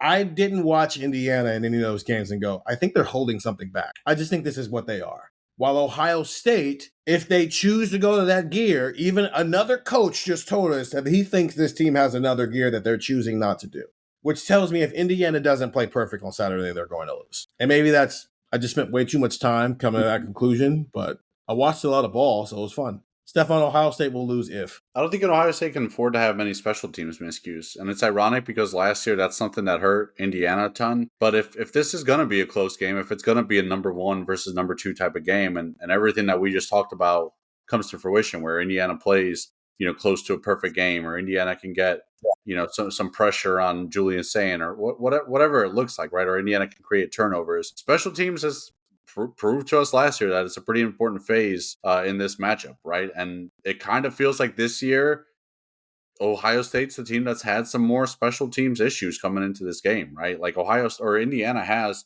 the Big Ten kicker of the year, right? And whereas Ohio State, we have some, questions about Jaden Fielding still. Obviously, he had a big field goal against Michigan. This game is indoors, so you're not dealing so much with the elements. And he was pretty good in the playoff last year, right, when he wasn't dealing with elements. But if red zone issues are a struggle for Ohio State, better not end up with 0 points. You better get at least 3 out of it, right? And then, we want to talk about punt return, and it hasn't been an issue really since the Washington game, but nothing goes away, right, in terms of an issue, right? Like we say it hasn't been a problem since the Washington game. Okay, until it is again, until something happens again. And then you say, oh, they've been showing us since early in the season that this is going to be a problem. So I think special teams is pretty important in this. So Ohio State will lose if its special teams doesn't play well. If, that could be a turnover, that could be a missed field goal. I think both those things go a long way if this game is indeed, the spread's 4, right? So people expect this game to be close. If that's the case, no special teams miscues. Gillis. Yeah, Ohio State will lose if Indiana wins the turnover margin as they have done all year. I have some stats for you guys. In terms of total gained interceptions this year, total gained turnovers, Indiana is tied for 24th. That is tied for 7th with 24. The ability to not speak took me this time. So Indiana is one of the best teams in college football at taking the football away. Turnovers lost, which, by the way, UConn had 2 all year. Very impressive. Good job, Huskies. Indiana, 3rd in the country with 7. That means that Indiana takes away the ball like one of the best teams in the country. They are one of the best teams at doing it. And they are one of the best teams at not giving up the football. Their turnover margin is the best in college football. They have a plus 17 turnover margin in the sport. Their turnover margin per game is 1.42. That is something that's very interesting to me because we talk about Ohio State playing slow. We talk about Ohio State having all of this, they're controlling the clock and blah, blah, blah. Ohio State had 8 possessions against Michigan, and they scored 27 points. I'm not going to count, they technically had 9, but I'm also not going to count the 4-play end of game drive. So 8 drives that mattered. One of them ended with a pick, and listen to this. Interception, touchdown, punt, touchdown, field goal, punt. So 1, 2, 3, 4 drives you score on. Like, a turnover changes the complexity of this game because we've talked about this kind of in a joking manner of Ohio State's only beaten UCLA 10-0. Everybody around the country is going to go, what's going on here? And then they have to look at it and go, oh, well, Ohio State had the ball twice. And they scored a touchdown and kicked a field goal. Like, I think this was what happened at Penn State where, was it like 17-14, whatever the score, I forget what it was at this point. But it was kind of like everybody's like, Penn State's kind of hanging with them. And we were like, Ohio State has driven the ball right down the field. And then they fumbled. But that was the reason why the game was close at halftime, because they fumbled. And Indiana gets a pick, a fumble. They stop Ohio State on 4th down. They block a punt.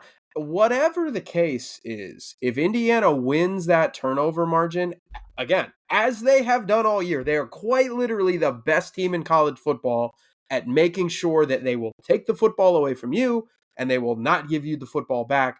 If Ohio State falls victim to that, man, 2 interceptions, 2 fumbles, 2 I don't know, somebody slips and falls and the ball hits his arm on a punt and Indiana recovers it. All that takes is, and now even if you think Ohio State's going to kill Indiana, this game gets close. And if you think this game is going to be close, that will swing the favor in favor of the Hoosiers. So if Indiana wins the turnover battle, Ohio State's going to lose. Gillis going with turnover battle and special teams miscues. I wonder where you got that from. Yeah, Ryan. Thanks. Hey, man, we strive for excellence over here. Mine is very simple. Indiana runs a heavy RPO scheme, and a lot of the R in that are like outside zones. And I think the one thing, and I've said it to Stefan like 4 weeks in a row, why can't this team stop the run on the perimeter?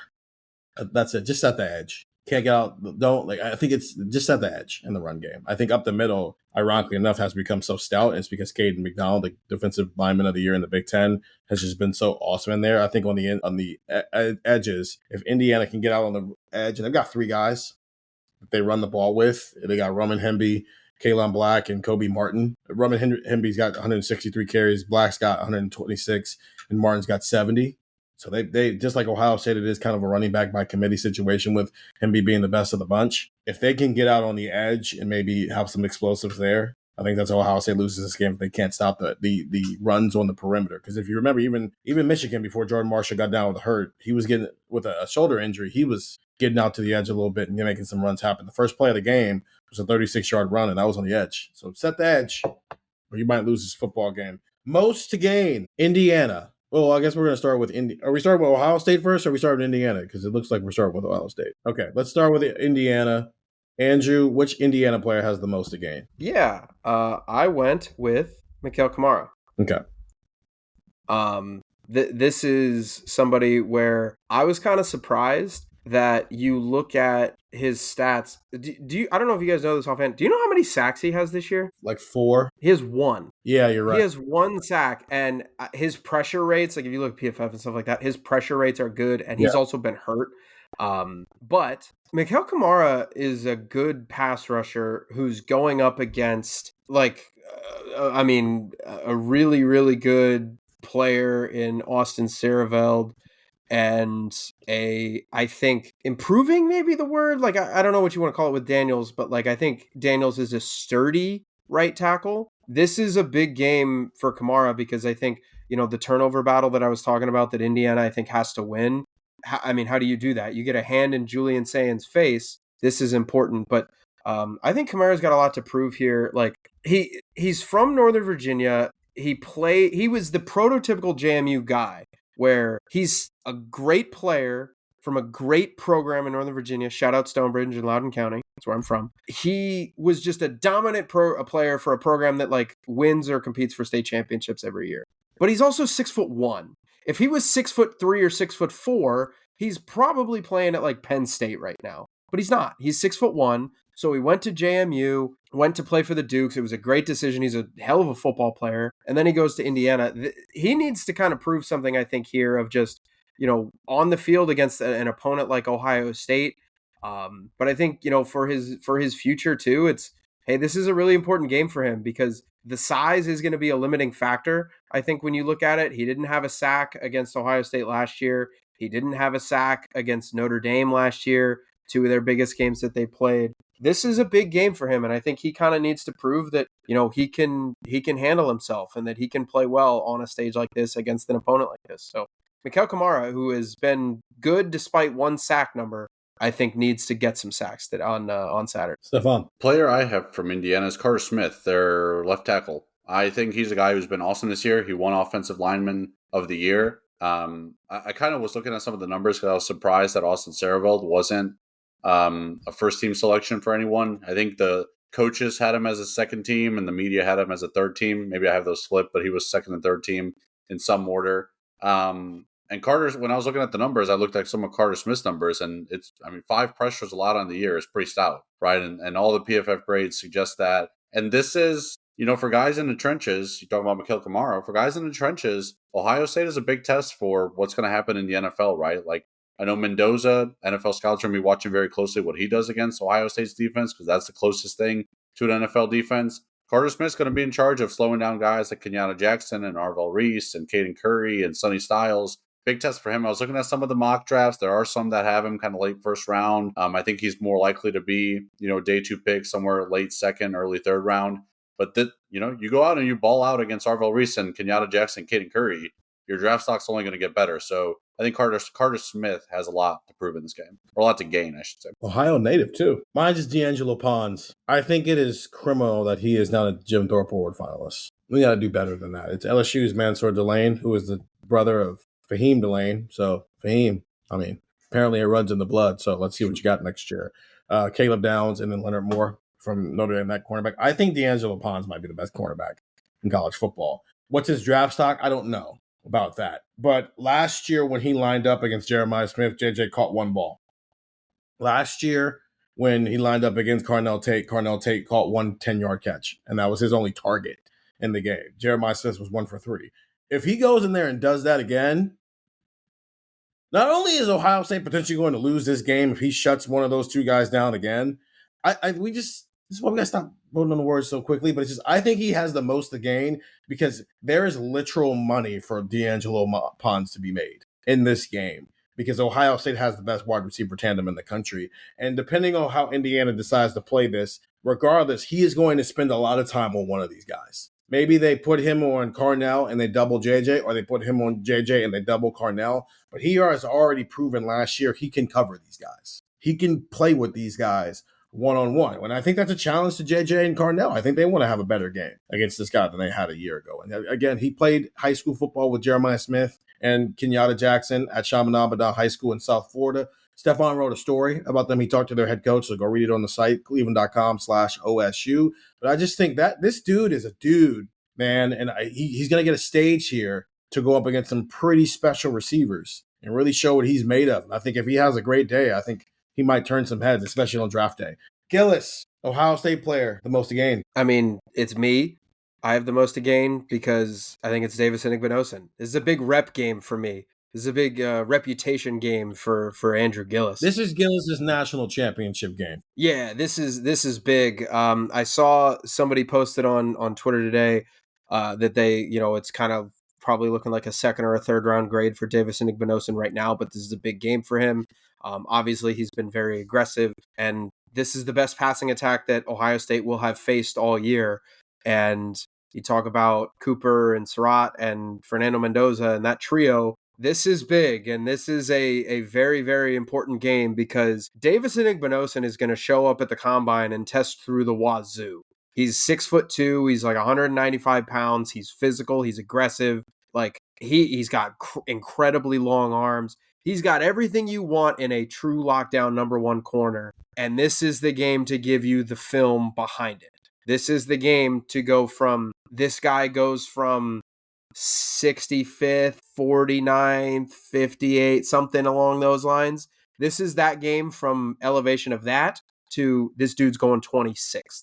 Because some team is going to look at that and go, he shut down one of the best passing attacks in college football, and he had a really, really big part in Ohio State dominating Indiana. So Davison Igbinosun has a massive game ahead of him, and I think if he does have a massive game, I think people might be starting to see the light on first round Davison Igbinosun. So Davison's reputation preceded itself last year, and Indiana went after him for that sole purpose, and he ended the game with 3 penalties. He's only got 5 on the year, so he's obviously been significantly better than last year, but I think we're all assuming that at some point Indiana's going to go, let's just see if number one can get a little handsy or not. Stefan, player with the most to gain from the Bucks. I mentioned this earlier when I interrupted Steven. I think it's Lorenzo Styles, right? He's a guy who he gets talked to. I say he's the defense's Tegra Shabola because he kind of gets talked about as like, he gets picked on a little bit. He gets picked on a little bit because he's not as good as, the superstars that are around him. But Lorenzo Styles has had a really good year in the same way that I thought Tegra Shabola played really well against Michigan. By the way, Tegra Shabola, like 3rd team All Big Ten on, I think, the media. So, As a person who votes in this, I would say with offensive line, I think the coaches know better than the media, Yes. especially just because it's hard, man. It's hard because if you don't know what you're looking at, it can be hard to do it. So, but yeah, he did make a third team all Big Ten. So, anyways, I say Lorenzo is the defensive Tegra just because he kind of gets picked on. It's like, I don't know, will it actually end up costing him a game? This might be a game where it does, right? Omar Cooper, we've talked a lot about him. He's a star in this league. Maybe one of the 4 or 5 best receivers in the Big Ten. Everyone knows the catch that he had against Penn State. He's their slot guy, right? And I'm pretty sure he moved to the slot this year. He's been outstanding for them playing that role in this offense. So Lorenzo's going to get tested. He's going to get tested a ton, right? And if it's not working, they'll put Devin Sanchez out there and move Jermaine into the slot. They'll bring in Bryce West if they have. If he's getting tested, it's not working. You don't think they would make a change at some point in the game, Stephen? Just finish your thought. Okay. You want young Jalen Ramsey to get his chances at an NFL stadium. Just finish your thought. Just finish your thought, okay? Just finish yours. The point here being that I think Lorenzo Styles is going to get tested a lot against Omar Cooper. And for someone who gets called out a ton and gets questioned a ton in terms of, his role in this defense, Lorenzo Styles is going to get tested. If he shows up, you can't question him going into the college football playoff. I agree. Again, Cooper, 83% of his snaps are in the slot. He operates in that slot for them. And so this is a big game for him. I wasn't smiling because I want them to do that. That's not why I was smiling. So first, I'm going to tell a story. I'm going to do it very quickly because I know we've been on here for 90 minutes already, and we don't want to go 2 hours if people don't want us to go 2 hours. When I originally sent this, I also picked Davison Igbinosun, Gillis, for the same reasons you did. I didn't think you were going to pick him because I thought you were going to overthink this. We were going to come on here and make fun of you, and I was going to go, well, if you're not going to do it, then you're going to do it. So then when Brennan informed me that we had picked the same person, I texted him who my new guy was going to be. Go ahead and put him on the screen, Brennan. Go ahead and put him on the screen. Go ahead and put that boy on the screen. I'm going to tell you why, though. It's not just because I have a lot of faith in what his future is at Ohio State. They use him in a very specific package in like high leverage snaps. So this is not just like he's the 5-star cornerback. He's the number 1 cornerback. I think he's going to be good. No. They need him to do his job on Saturday, right? He played 11 snaps against Texas, who wants to throw the ball. He started against Illinois, who wants to throw the ball. He played 10 snaps against Washington, who threw it around a little bit. He played 16 snaps against Penn State, who threw it around a little bit. He played 15 snaps against Minnesota, who threw it around a little bit. Against Rutgers, he played 25 snaps. And I'm sure, I wish they had a meaningful snap versus total game snaps thing in PFF, but I'm sure like half of those snaps were meaningful snaps. He only played 8 snaps against Michigan. That's the least amount of snaps he's played this year because Michigan doesn't do that. Michigan goes heavy, right? That was a big Peyton Pierce game. And it was also Ohio State was staying in base a lot.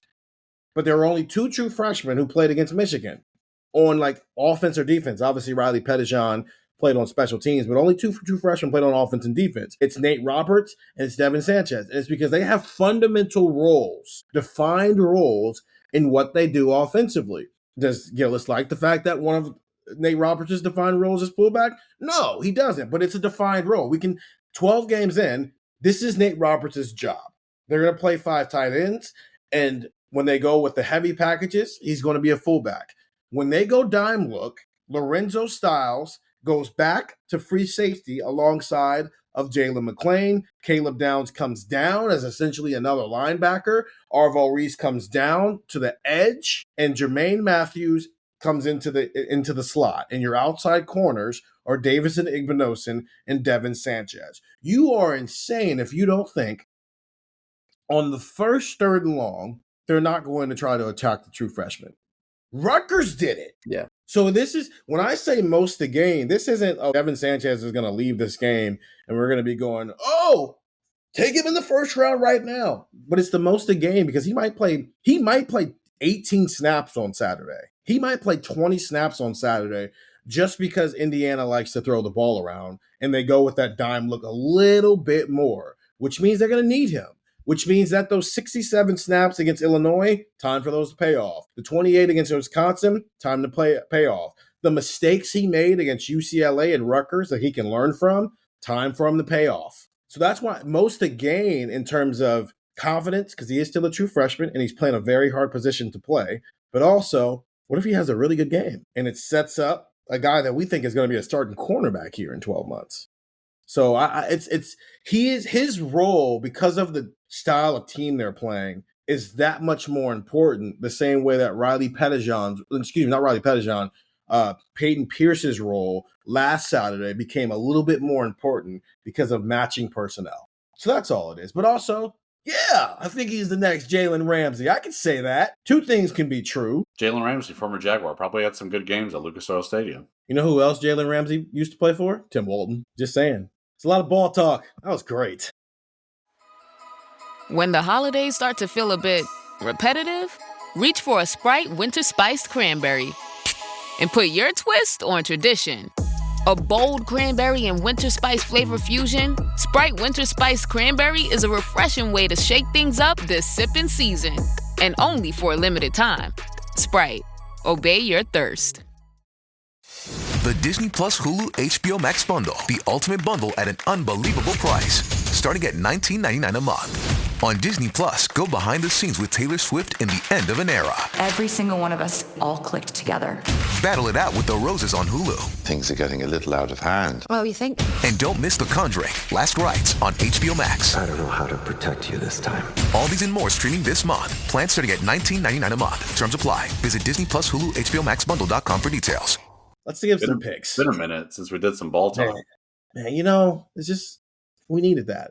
Our updated records: Stefan 12-0. I'm 12-0. Gillis is 11-1. I'm 11-1 against the spread because I'm a genius. Stefan is 10-2 against the spread because he's a little less of a genius than me, but he's still a genius. Andrew is Iowa against the spread. The over-under, none of us are good, but I'm just the worst of the bunch. 7-5 for Gillis and Stefan. 6-6 for me. I have 235 Buckeye Talk tokens. Gillis back over the 100 point after last week. Congratulations to you, back at 109, and Stefan at 172. And as a reminder, we start with 100. So we're all in the green right now. Ohio State is a 4-point favorite with a 47.5 over under. That's what when we decided to make these picks, that's where it was at. It's changed since then. Well, that's how lines do. Stefan, you were up first. What is your game score for the Big Ten championship? Yeah, I have Ohio State winning this game 27-17. I think this is actually going to be kind of a defensive game, right? I think both these defenses are pretty stout. I think there's going to be maybe a bit of a feeling out period at the start of this game before the offenses really start humming. I think that highly of Indiana's defense, that I think they can cause some trouble for Julian Sayin and for this potent passing attack. And maybe I'm overstating it a little bit. Maybe I'm leaning into it too much. I just think D'Angelo Ponce is that good that when you have a corner who's that good, it can do wonders against a team that's so talented like Ohio State is at receiver, right? It just makes life so much easier for everyone else on Indiana's secondary if you have a guy who, those numbers said what they said last year about the way he was able to match up with Jeremiah and Carnell. But I think at some point, Ohio State will gain some momentum. Maybe there's a turnover or something that gives Ohio State some momentum and they kind of stretch this out to a 2-possession game. And we see Ohio State go into, I kind of want to call it Ohio State mode now, where if the Michigan game was just the perfect example of it, because we had leaned on the Texas game for so long as the example, but we knew that wasn't entirely Ohio State trusting Julian Sayin quite yet. I think the Michigan game was Ohio State trusting Julian Sayin, but still taking that Texas approach of, we know our defense will do what our defense does. And giving up 17 points is a lot for this defense to give up. So I trust Indiana's offense a little bit more than most offenses. But I just think there's an element to this game where Ohio State, maybe, you look at my 27-17, maybe it's 27-10. And Ohio State just kind of slows it down, runs some clock, relies on this defense. Indiana makes it, a 10-point game, at some point in the second half. But I just think that there's so much trust in what this defense can do that Ohio State will rely on that if they can get a bit of a lead, 2-possession lead in the second half. So a bit of a low-scoring affair considering how good both of these offenses are, I think. So I'm taking Ohio State to cover, and I'm taking the under, 27-17 Buckeyes. There's going to be a lot of people who watch this video and are not going to be happy when they text. They're going to call you a homer. We have texters. The texters will be nice to me. So for every one text of mean Indiana fans, I'll have 100 happy Ohio State fans. That'll work. Oh, man. Andrew, what's your game score? Yeah, I have 31-20. Ohio State. Yeah, I think we do see some points. But I do think Indiana is able to do some stuff that we haven't seen Ohio State's defense give up this year. I think this was going to be a weird one. My official prediction, weird. I think this is going to be one of those games where we know that Ohio State's the better team. We're watching Ohio State be the better team. Indiana's still kind of maybe annoyingly close to Ohio State for some fans. Like, if you're kind of looking at it, I wonder if you're at a point where it's Ohio State's up 17-10, but it feels like they've kind of dominated. Like, I wonder if we get that same feeling of Cotton Bowl versus Texas, where we're watching the game going like, Ohio State's the better team. Why is there not a greater point differential here? And I wonder if we're at that point. But I mean, look, Indiana's really good. And Indiana has, I think, a certain pluckiness maybe that is going to define them in this game to where they will keep it close. I do think Ohio State's going to pull away later as the game goes on. I like, look, Indiana's a great team, but I just, Carnell Tate, Jeremiah Smith, that run game being what it is right now, like that's a different beast than what Indiana has seen all year. So I do think Ohio State pulls away late. I do think Indiana keeps it close for a time, but I do think we leave this game thinking to ourselves, Ohio State's definitely the best team in the country. And I don't want to give too much away considering what's down the pipe. I think this might be the first of what ends up as being 4 straight double-digit wins for Ohio State. So I think Ohio State wins by 11 at Lucas Oil Stadium, and they win the Big Ten. And Ohio State gets through this 13-0, and they go to the Rose Bowl on January 1st. 4 straight double-digit wins. By your math, it'd be 15. Yeah, I mean, won a game. Well, that's true. Since week 1. I love how we just did 2 hours, and it was great. I loved everything that we did. And then you guys gave scores, and then your scores, you guys went, I think, Gillis, you used the word plucky when describing the Indiana team. We immediately reverted back to one of these teams is significantly more talented than the other. My score is 41-14. And it's, you said, Gillis, what if this game is like the Cotton Bowl from Texas? Or if it's like the Rose Bowl from Oregon? Did we walk away from that game thinking Oregon wasn't a talented team and wasn't one of the best teams in the country? No. We walked away thinking, oh, Ohio State's just on a warpath and nobody's stopping this team. So my 41-14 score isn't because I don't think Indiana is good. I think last year, 38-15, Indiana was a little fraudulent. I don't think if they lose 41-14 this year, it's because Indiana is fraudulent. It's just because I can't spend 3 months talking about this Ohio State team the way I've talked about them and then shy off of that now that they're playing a good football team. I genuinely think that there is a sizable gap between Ohio State and the rest of the country right now, which is why even nationally the conversation has shifted from like championship talks to do you take Ohio State on the field? Indiana's undefeated too. Indiana is averaging, 44 points a game and only giving up 11 points a game this year. They've been just as dominant against their opponents as Ohio State has been. But we're not going Ohio State, Indiana, or the field. Indiana gets lumped in with the field. The reason why Ohio State has been number 1 in every single ranking other than one, and they've been number 1 in every single ranking, isn't just because they're undefeated. It's because the committee told us after week 1 that they looked at Ohio State and said, yeah, that team's the best team. They're passing the eye test as much as they are just like winning football games and having a resume. And I think I have that wrong, Brennan. I think it's the over. But listen, we all make mistakes. I sent it to you that way. So I make the mistakes and it happens. I'm taking the over. I don't feel confident about the over, and it's because we all know how Ohio State is. They like to cover, but then also get the under. But I'm making a point here of Ohio State indoors, Jeremiah Smith and Carnell Tate. They let us see the receivers Wednesday evening. They haven't let us see the receivers in like 3 weeks. And Ohio State indoors is a different monster, man. And I think Indiana might take its best punches at some times. And I think they might score multiple touchdowns, which somebody has not scored multiple touchdowns on Ohio State's starting defense all season. I think Indiana will do that. I think Indiana is good. I think their defense is good, but I also think their numbers don't tell the whole story. A part of the reason why they've been beating teams 44-11 this season. And I think they're going to run into another situation where it's like, yeah, Oregon, good win. They're not Ohio State. Illinois, good win. They're not Ohio State. Iowa, good win. They're not Ohio State. And I think everybody else in the country is very good, but they're not Ohio State. And I think this is where that starts. I think right now the concept of how good Ohio State is like in theory, and to Gillis's point, I think they might spend the next 2 months showing you just how much better they are than everybody else, which is why they played so slow for 12 games. So that now they can start ramping it up. And it doesn't mean they're going to be going 95 miles per hour. It just means instead of winning a game 33-10, they win it 41-14. Good season, though, Indiana. And I think you're the second best team in college football. I just think number 2 is a little closer to number 3. And there is a wide gap in between where number 1 and where number 2 are. Those are our game scores. We're all picking Ohio State to cover. I'm taking the over. Gillis is taking the over. Stefan's taking the under. I guess we'll find out on Saturday as we head back to Indianapolis. This will be your guys' first trip to Indianapolis, though. Have you guys ever been to Lucas for a football game before? No. Yeah, I watched Tom Brady's Buccaneers play there once. It's pretty cool. Seen the combine, seen media days. Yeah, you've never seen a football game. Actually, I also watched the Bears there last year. I forgot I went to that as well. I've been to Lucas Oil a couple times. Go Bears, by the way. Beat the team up north this week. I just don't know what to do with that. Okay, get the text 614-350-3315. Watching Bears games with, if you don't have the text, you should. Oh, yes. Yeah, this is true. This is true information. You will find out quicker because you don't have to go searching for it. We'll bring it to you. 614-350-3315. It's a 2-week free trial, $3.99 after that. And that's not me telling you. That's a consumer. That's the best endorsement we've ever had. Not a burner. Not a burner.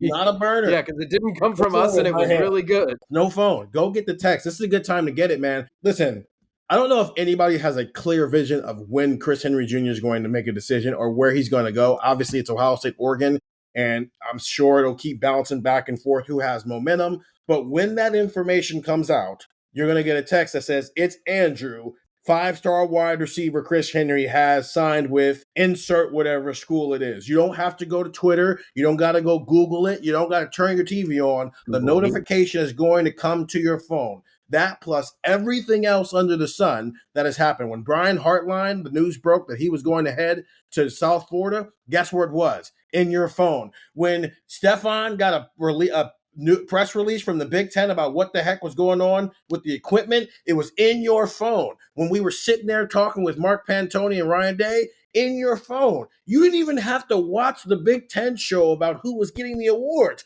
That was in your phone too. And everything else that you possibly could need as an Ohio State football player in your phone. Football fan. Even Legend Bay, as somebody brought up. When he flipped back to Tennessee, it was in your phone. It's a 2-week free trial, $3.99 after that. 614-350-3315. Ohio State, Indiana for the Big Ten championship, for potentially the Heisman Trophy between Julian Sand and Fernando Mendoza for the number 1 seed in the 2025 college football playoff. Whew! It was 2 hours of ball talk. It's been a long time coming, but we finally got there. No big picture stuff, just ball talk. For Stefan, for Andrew, and for producer Brennan, I'm Steven. Thank you all for joining the live show. Talk to you guys later.